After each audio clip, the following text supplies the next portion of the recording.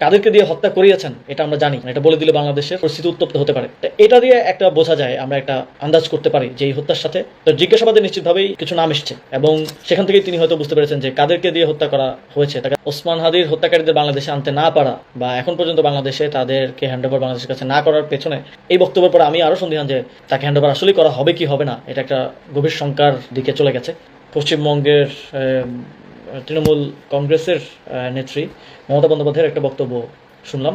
সেখানে তিনি বলছেন যে ওসমান হাদিবের হত্যাকারীদেরকে যখন গ্রেফতার করা হয় তখন তার কাছে ভারতের হোম মিনিস্টারের কল আসে। ভারতের হোম মিনিস্টার হচ্ছেন অমিত শাহ, আমরা সবাই জানি। এবং কল আসার পরে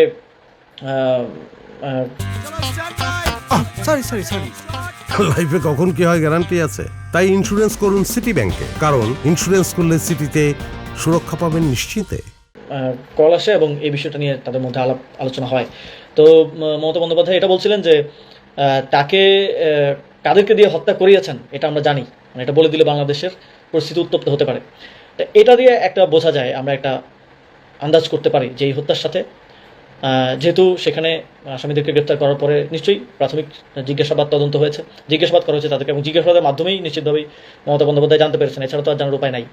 তো জিজ্ঞাসাবাদে নিশ্চিতভাবেই কিছু নাম এসছে এবং সেখান থেকেই তিনি হয়তো বুঝতে পেরেছেন যে কাদেরকে দিয়ে হত্যা করা হয়েছে। তাকে কিন্তু একটা জিনিস স্পষ্ট বোঝা যাচ্ছে যে তিনি যখন বলছেন যে কাদেরকে দিয়ে হত্যা করিয়েছেন, তার মানে তিনি ইঙ্গিত করছেন অমিত শাহের দিকে, ভারতের হোম মিনিস্টার, এবং ভারতের বিজেপি সরকারের মানে সেন্ট্রাল গভর্নমেন্টের দিকে কিন্তু তিনি ইঙ্গিত করছেন। তার মানে এই হত্যাকাণ্ডটা শুধুমাত্র যে আওয়ামী লীগের মাধ্যমে হয়েছে এমনটা না, এটার সাথে ভারতেরও বিজেপির বা আরএসএসের বা বর্তমান সেন্ট্রাল গভর্নমেন্টের যোগসূত্র আছে। এটা আমরা মমতা বন্দ্যোপাধ্যায়, যিনি তখনকার মুখ্যমন্ত্রী ছিলেন পশ্চিমবঙ্গের, তার বক্তব্যের মাধ্যমে আমরা এটা অনেকটা ভেরিফাই করতে পারছি। ফলে ওসমান হাদির হত্যাকারীদের বাংলাদেশে আনতে না পারা বা এখন পর্যন্ত বাংলাদেশে তাদেরকে হ্যান্ডওভার বাংলাদেশের কাছে না করার পেছনে এবং এই বক্তব্যের পর আমি আরও সন্দিহান যে তাকে হ্যান্ডওভার আসলেই করা হবে কি হবে না, এটা একটা গভীর শঙ্কার দিকে চলে গেছে।